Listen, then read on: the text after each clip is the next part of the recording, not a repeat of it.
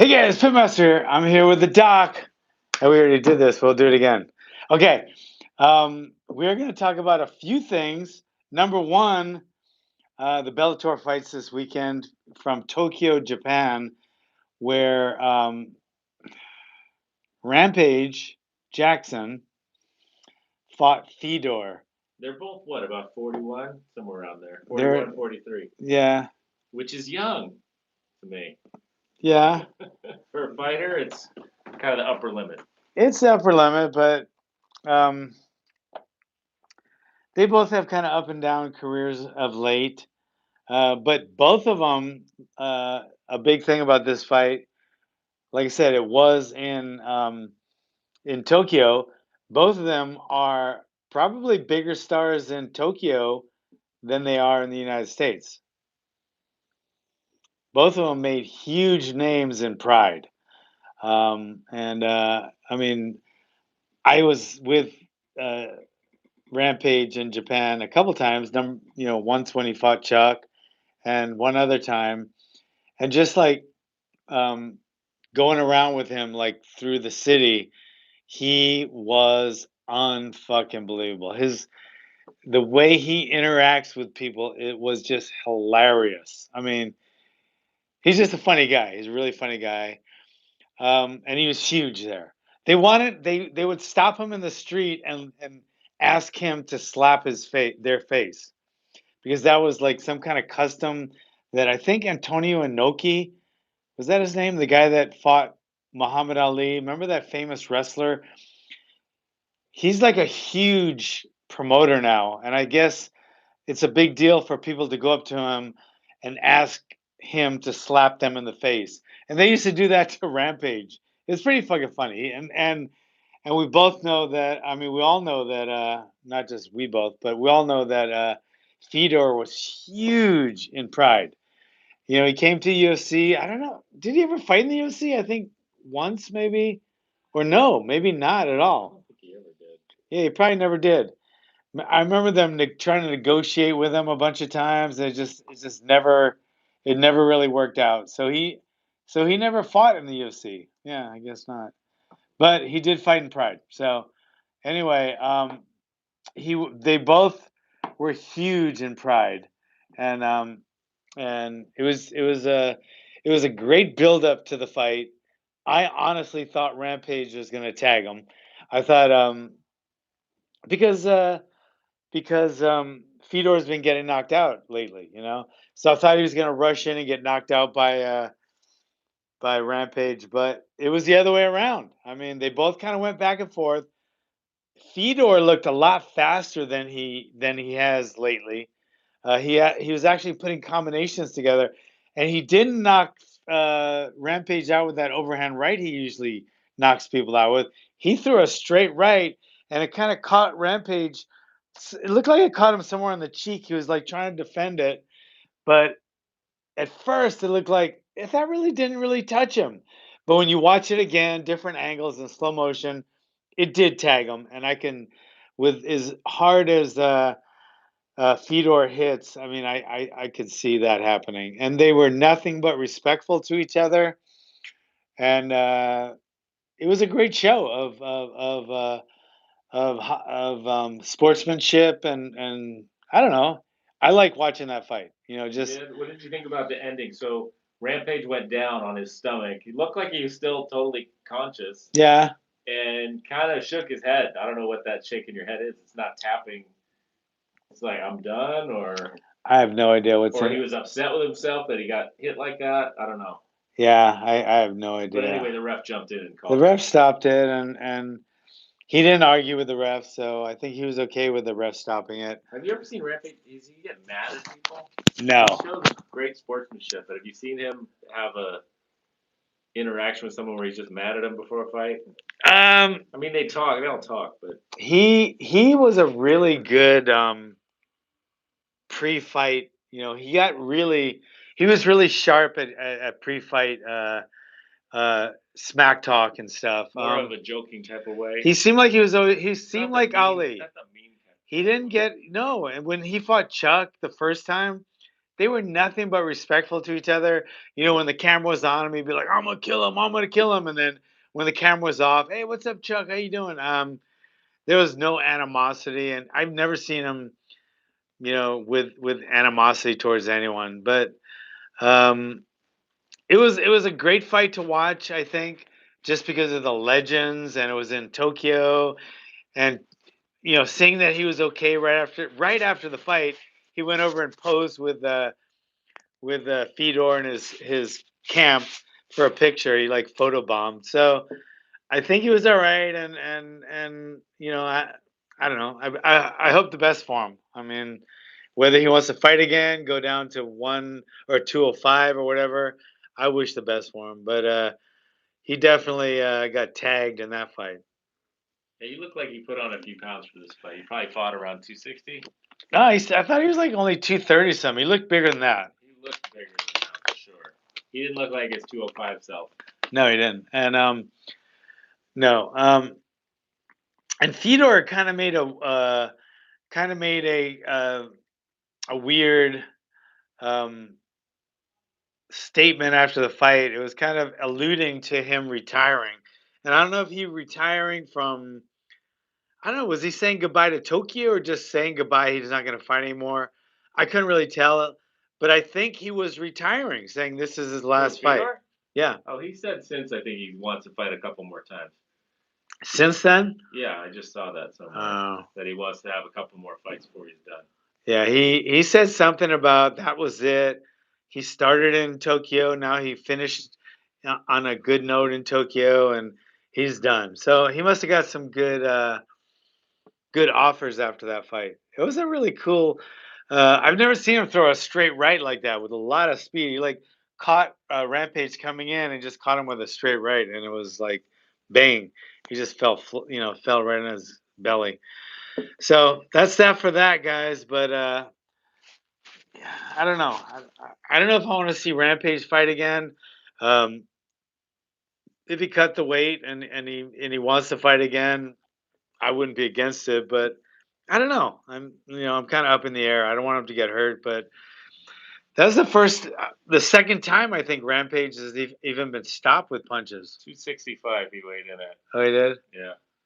And Fedor is 240. 240. Shit. Huh? 265. That's 60 pounds heavier than he usually fights. That's a shit ton of a lot. That's a lot of weight. Yeah, that is a shit. That's a shit ton of a lot of weight. So well, we didn't see it go into deeper rounds to see how he did with his conditioning, but anyway, you're not sure you want to see him fight again? No. But anyway, what else we got? Okay, let's talk about. It's kind of interesting topic. What do you guys think about that shooting? When I say what do you think about it, you usually hear um, a lot of yelling about gun control and terrorism and just all kind of shit. But this is really quiet. This shooting. I mean, I haven't heard one thing about gun control. I haven't heard one thing about terrorism. All I'm hearing about is and rightfully so. There's a fucking hero out there. I mean, this guy within 6 seconds of the bad guy pulling out a shotgun and shooting people, right? You know how loud that is inside of a church and how much chaos and people running around. He had the presence of mind. All within 6 seconds, this happened from beginning to end. He had the presence of mind to not only draw his pistol, but to get a headshot on the bad guy with people in between him and the bad guy. And he was still able to get off that one fatal headshot and end the whole thing.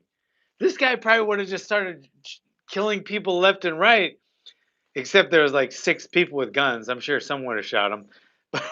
But just the speed. Just to be clear, this was a church where?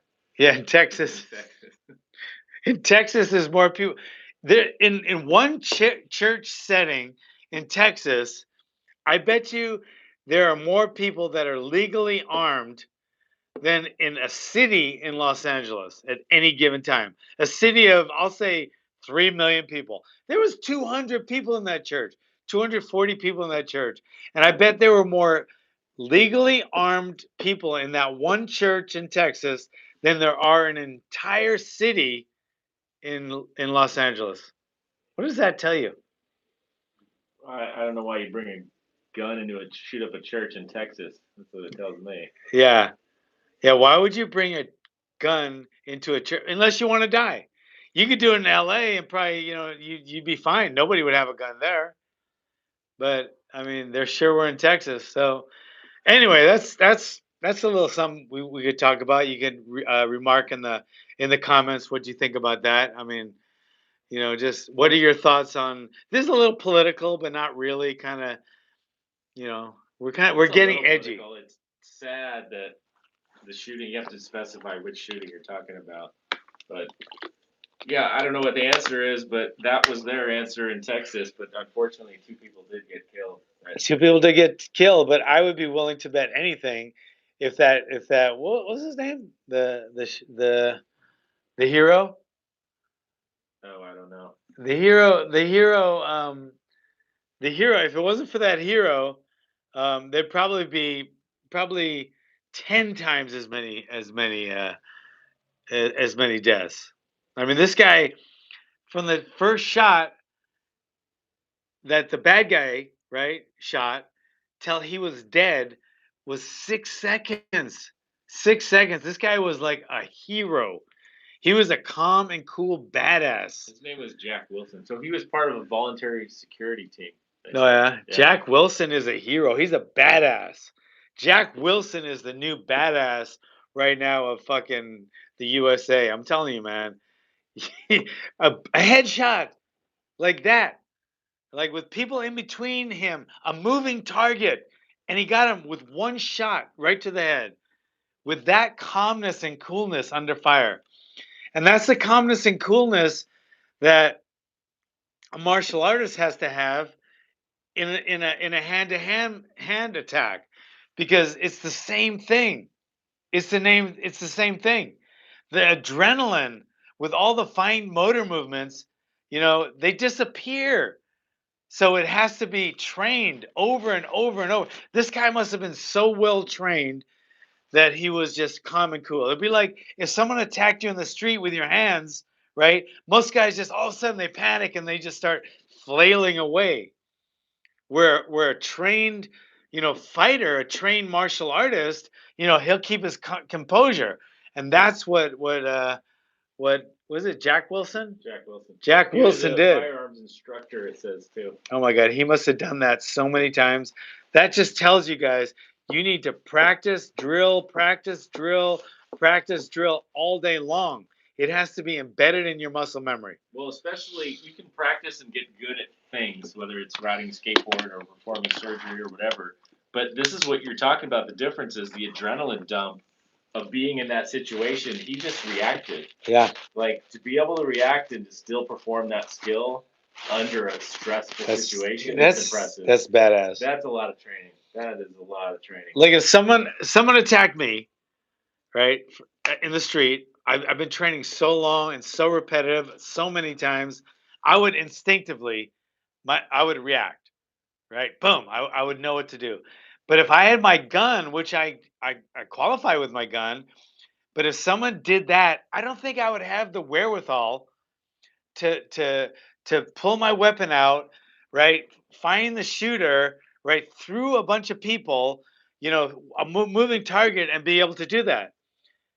I don't think I'd be able to. So that tells me that not only do I have to practice all the time my unarmed martial art, I do practice with my knife a lot. I think if a knife attack happened, I think I'd be my muscle memory would kick in then. I practice my knife a lot. Like sometimes I'll be watching a TV show, and I'll be in my room practicing. But I don't practice enough with my gun, and I'm gonna have to start because that's the highest of the hierarchy. Like to me, the base is hand to hand, and people say, well, why would you train with your hands if you're gonna get a gun? Because it's like building your house on a solid foundation, and you have to train for the worst. So I train with my empty hands more than anything else. I practice with my knife, probably second, and then I practice with a gun, not nearly enough, but I'm gonna start. You should come. We should start doing some shooting over at the house. Yeah, or go to the range. I You get never know. hitting that target at a range would be hard. That this guy shot. I saw the video. It was across the church. It was impressive. With movement and shooting and adrenaline, it was unfucking believable. It just tells you you have to be training, guys. You have to be training. And when you see people get hit on the street and they don't know what to do, or they get grabbed and they start just swinging wildly, that can get you killed too, right? So you have to be practicing these movements. They have to be embedded in your muscle memory because that adrenaline dump is unbelievable. If you've never had it, guys, believe me, not only does it make you tired like that, I mean, you get tired hitting the bag after about 10 minutes. Okay? In a street situation that you consider that your body considers fight or flight, that adrenaline dump is so significant that you within 10 seconds you're like because your heart is just pounding, and to make up for that you have to breathe like crazy. So anyway, guys, my lesson here, because of our hero, Jack Wilson, is I'm going to start training my gun more. I'm going to keep training my empty hands the same amount. I'm going to keep training my knife the same amount, but I'm going to start using my gun more. Training. Training. Clear. One thing is just the draw. The draw itself can be so demanding with all that adrenaline rush. You know what I mean? Just drawing it and deploying it and pointing it is so it so much adrenaline going. It would be so hard because you got some fine motor skills in drawing your weapon.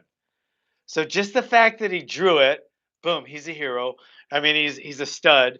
Just the fact that he was able to shoot through people that were moving, he's even more of a stud. And the fact that he got a headshot the first time, he's a badass. Badass. Kind of like the dude that landed the plane in the river full of people. Remember him all Yeah. over the news? Captain Sully. Yeah. Sullyberger. Yeah. He like became a national Yeah. hero. Sully, yeah. It's even harder to become a national hero with a gun in our country, but Yeah, But this guy's a national. He is a national hero now, and so is the other guy landing that plane. It was in New York, and they made a movie about it. And he saved what whole 100. plane full of people. Yeah, saved every one of them. And this guy, you could Did you see that movie though? yeah. The insurance company didn't necessarily want to pay out, saying he could have landed the plane or some other stuff. That actually is a good movie. So not only that, they were trying to blame it on him. Like he landed in the was it a river? It's a river, yeah. He landed in the river, but he could have made it back and just landed at the airport. They're like, "Yeah, you fucked up," and he went back and they proved it through all this, testing, flight simulations. I was wondering how they're gonna make a whole movie out of that, but actually, it was a pretty good movie. It was a good movie, yeah. And that was who was the main actor in that? Tom Hanks, probably. Tom Hanks. He does those roles. So we got a few minutes left. I got a question. So, podcast, what number? 111.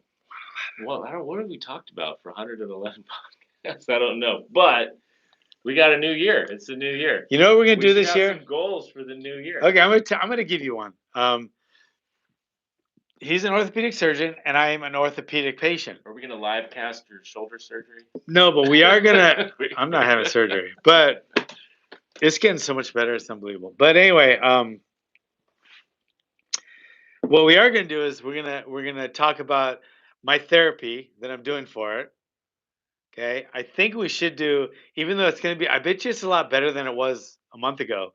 We should do an MRI, and then I think we should bring in one of those little like things and show the different joints and different. Oh, I got all that stuff. So I'd like to show the shoulder first, just because the shoulder to me is just it's so interesting. There's so many, little things. You get the impingements, you get the frozen shoulder, the encapsulation. You get all the tendons. Then you get, it's such an interesting joint. and it can fuck up in so many ways. I think unlike any other. And remember this, I forget the guy's name. Scapula is the shoulder, and the shoulder is the scapula. Was it? I don't know. Well, is he back? That guy? I don't know, poor Oh, he's guy. got a new hero online. But I think he has cancer. I think he Yeah. has cancer. I just saw one of his latest videos, and he has cancer. But since I've watched him, there's a bunch of other guys. There's a couple of really funny, entertaining, and educational uh, physical therapists, Bob and Brad.